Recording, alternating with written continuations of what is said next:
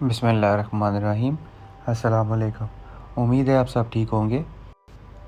आज एक खबर मीडिया पे गर्दिश कर रही है बाबर आज़म के हवाले से।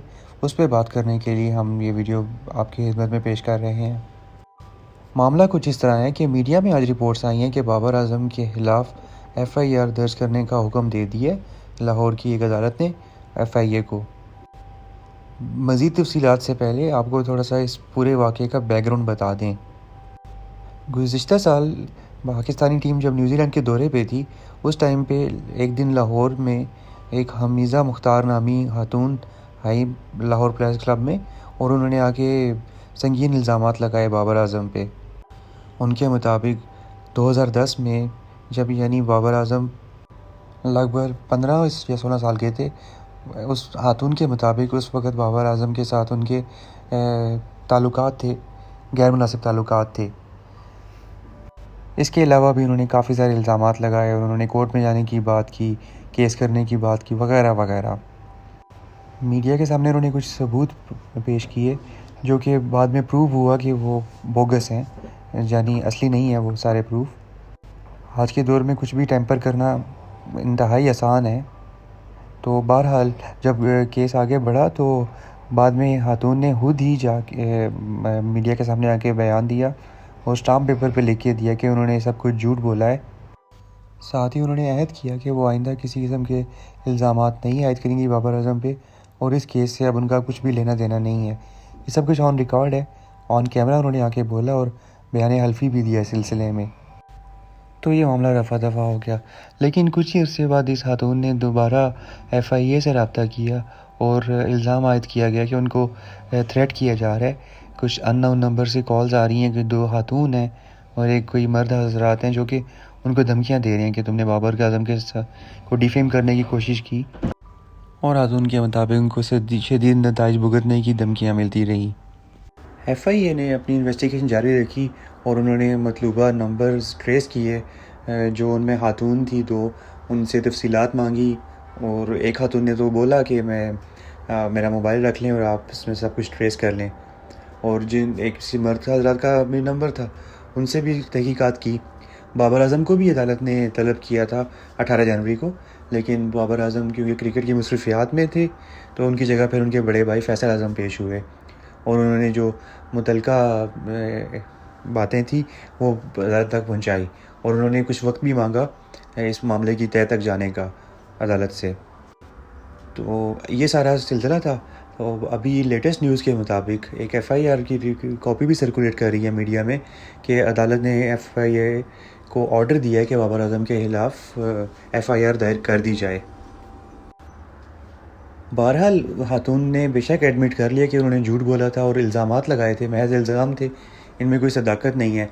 लेकिन जब उन्होंने बाद में जो दोबारा एक हरकत की और ये इल्ज़ाम लगाया हैरेसमेंट का और धमकियां देने का, ब्लैकमेलिंग का, इवन खातून ने ये भी बोला कि मुझे धमकियां दी गई कि तुम्हारी काबिल एतराज़ तस्वीर सोशल मीडिया पे पोस्ट कर देंगे, इस तरह की बातें उन्होंने की।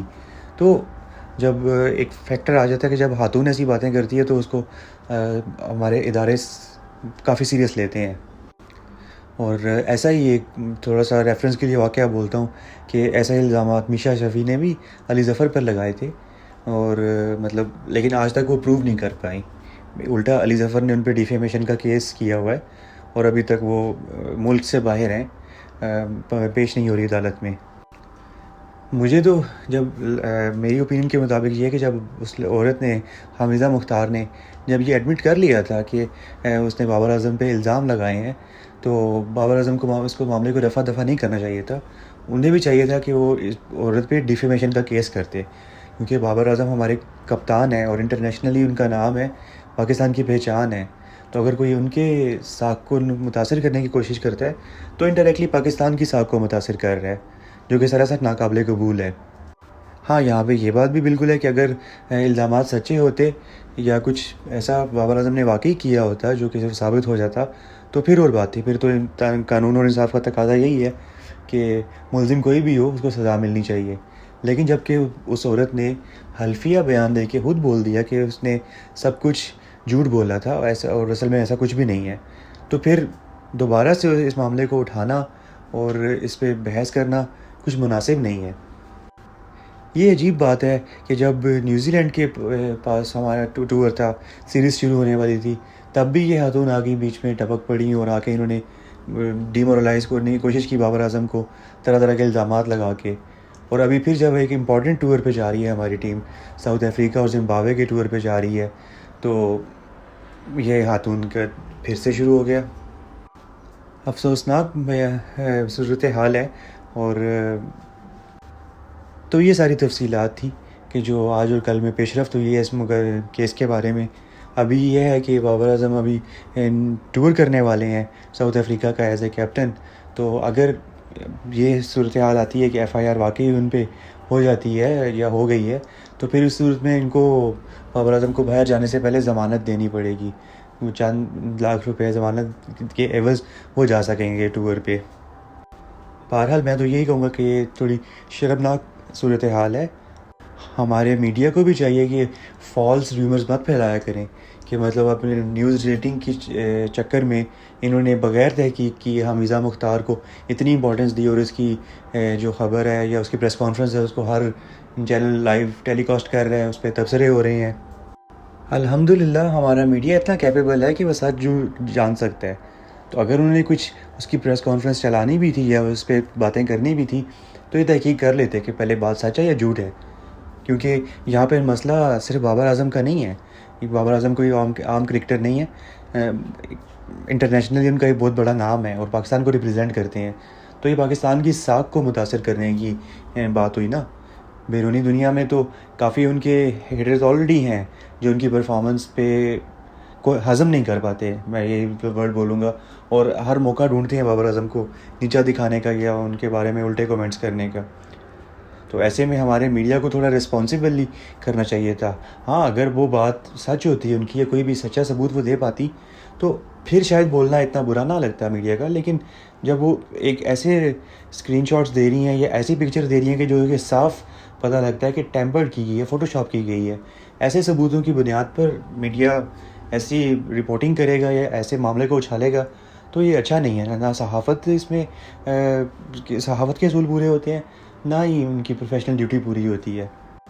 अभी भी मुझे पता है या अंदाज़ा है मीडिया की सूरत हाल देखते हुए इन्होंने इस बात पे बाबर आज़म को फुल कोशिश करना है डिमोरलाइज़ करने का।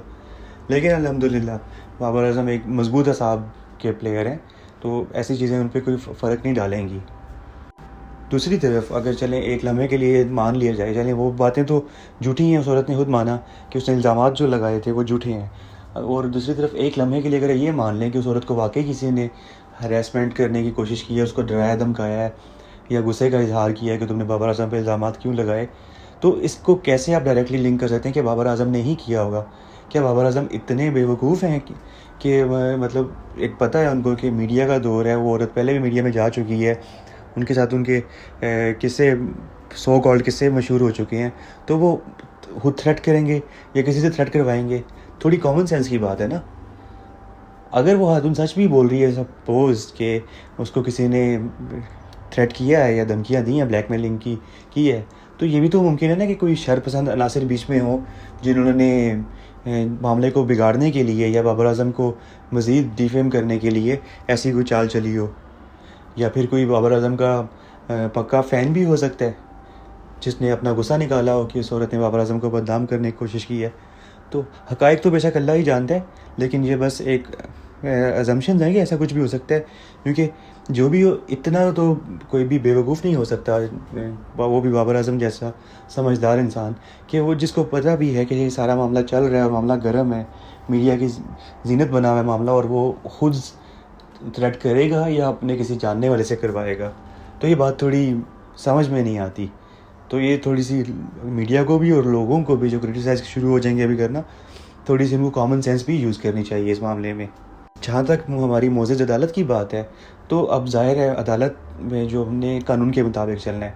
अब कानून के मुताबिक ये है कि अगर उस औरत ने इल्ज़ामात लगाए हैं और उसने बहरहाल कॉल्स तो उसको आई हैं ना, कॉल्स के प्रूफ उसने दिए हैं या मैसेजेस आए हैं वो प्रूफ दिए हैं, किसने किए हैं किसने करवाए हैं वो तो बात की बात है। लेकिन जिस पे इल्ज़ाम लगाया है उस औरत ने, तो as per normal procedure FIR दर्ज करने का अगर हुक्म दिया है, तो ये कोई बड़ी बात नहीं है। FIR से FIR होती है फर्स्ट इन्वेस्टिगेशन रिपोर्ट, इससे कोई मुजरिम या मुलजिम साबित नहीं हो जाता। तो ये एक रूटीन की कार्रवाई है।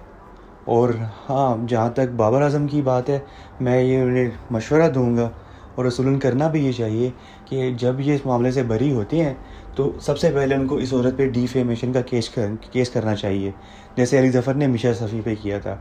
ह्यूमन राइट्स की बहुत इंपॉर्टेंस है इस्लाम में भी, पाकिस्तान में भी, लेकिन जो हमारे यहाँ इस चीज़ को मिसयूज़ किया जाता है ना, उसका सद्देबाब होना चाहिए।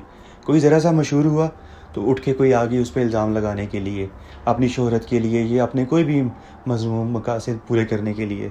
तो ये बहरहाल इस ट्रेंड को ख़त्म करना चाहिए। कभी कभी इल्ज़ामात सच्चे भी होते हैं, लेकिन स्पेसिफ़िकली इस केस की बात करें तो एक दूध का दूध पानी का पानी साफ़ वाज़ेह हो चुका है। उस औरत के अपने मुँह के बयानात हैं, और जो मैंने अभी थोड़ा सा अपना तजज़िया किया है, इसके मुताबिक अगर आप लोग भी सोचें तो ये बात मानने में नहीं आती कि ऐसा कुछ बाबर आज़म की तरफ से या उनकी फ़ैमिली की तरफ से हुआ होगा। आखिर में मैं यही कहूँगा कि अल्लाह ताला हम सबको हिदायत दे, मीडिया वालों को भी, हमें भी, और उस औरत को भी कि जो बाबर आज़म के कैरियर के पीछे पड़ी है। बहरहाल इज़्ज़त देने वाला तो अल्लाह ताला है, अल्लाह ने ही उसे इज़्ज़त दी है, और इंशाल्लाह अगर वो ईमानदारी से अपना काम करता रहेगा तो अल्लाह उसको मज़ीद इज़्ज़त देगा। हम सब की दुआएँ, नेक तमन्नाएँ बाबर आज़म के साथ हैं। टीम हमारी अभी टूर पे जाने वाली है अनकरीब, साउथ अफ्रीका और ज़िम्बाब्वे के लिए। आई विश बाबर आज़म इन सब फजूलियात से दूर रह के सिर्फ अपनी परफॉर्मेंस पे फोकस करें और एक अच्छे कैप्टन बन के उभरें फ़ॉरेन टूर पे, और हमारी टीम को जितवा कर वापस लाएं। यही उम्मीद की जा सकती है बाबर आज़म से। इस तरह की फजूलियात में टाइम नहीं वेस्ट करना चाहिए उनको, ना ही अपनी एनर्जी वेस्ट करनी चाहिए। उम्मीद की जा सकती है कि हमें एक अच्छा मुकाबला देखने को मिलेगा साउथ अफ्रीका और ज़िम्बाब्वे की सीरीज़ में, और बाबर आज़म आउटस्टैंडिंग परफॉर्मेंस देंगे, जो कि उनसे हमेशा उम्मीद की जाती है। एंड पे बताता चलूँ कि कल ही T20 में बाबर आज़म ने नंबर 3 का स्पॉट अपना वापस गेन कर लिया है। स्टिल बाबर आज़म वाहिद बैट्समैन है जो कि तीनों फॉर्मेट में टॉप 5 में है या टॉप 10 में है। एनीवेज़, एंड पे यही बोलूँगा कि आप लोगों की इस सारे किस्से पे क्या ओपिनियन है, और कमेंट्स में बताएं, और आप इस इल्ज़ामात पे क्या अपनी राय रखते हैं, ज़रूर बताएं कमेंट्स में। Thank you very much. अपना ख्याल रखिएगा। पाकिस्तान जिंदाबाद।